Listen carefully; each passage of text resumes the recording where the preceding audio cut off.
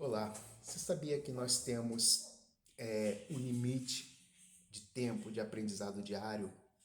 Será que sabia que nós temos um limite de tempo de aprendizado contínuo? Estou falando de aprendizado, ensino de eficiência, né?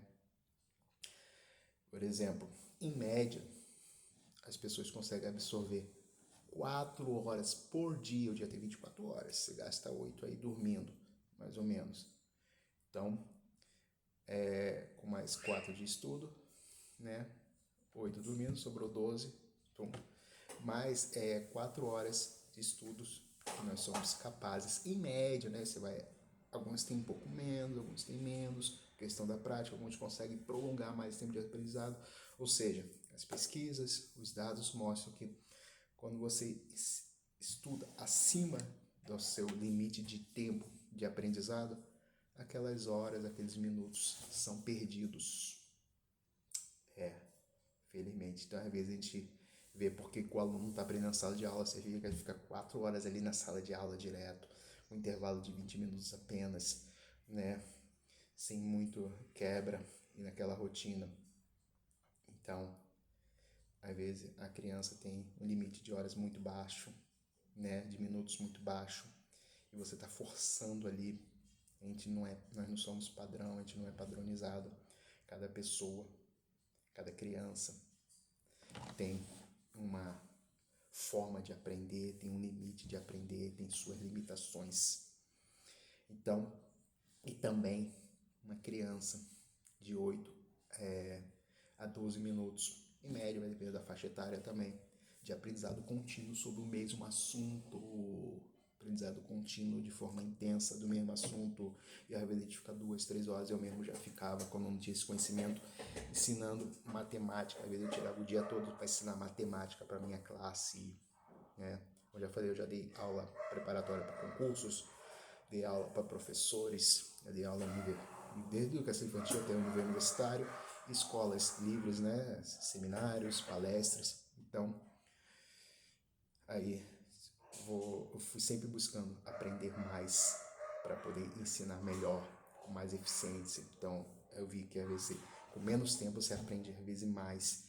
Então, o que acontece? 20 minutos no máximo ali, você fica em um assunto, intercala, dá um intervalo, né, de outra atividade meio livre, na sala de aula mesmo, porque as limitações das escolas públicas, principalmente aqui no Brasil, não dá para ficar saindo. Mas, por exemplo, um estudo lá na Irlanda, que eu vi muitos anos atrás, no meu curso lá de mestrado, né? Fizeram um estudo, eu observei as crianças durante 6 meses, né?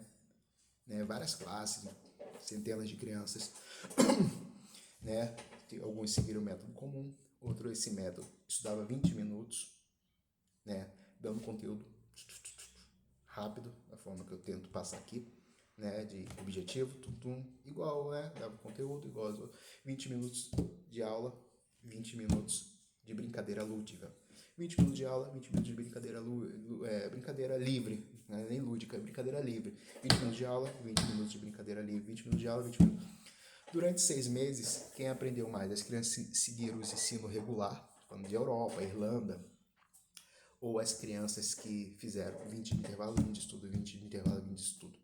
As crianças aprenderam praticamente o dobro do que as crianças que fizeram o ensino regular. Então, a gente vê, a gente tem um limite, depois a gente fica ali entediado, fica limitado. Então, mude de assunto.